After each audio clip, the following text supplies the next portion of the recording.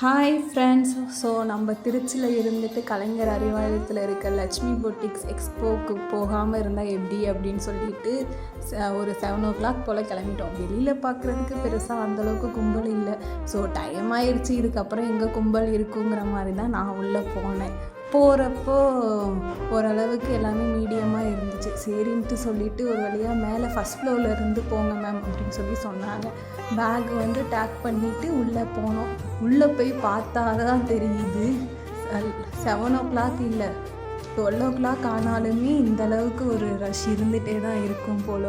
So நல்ல ஒரு unique designs collections எல்லாமே சூப்பராக இருந்துச்சு. கவுண்டர் பிரிச்சுருந்தாங்க.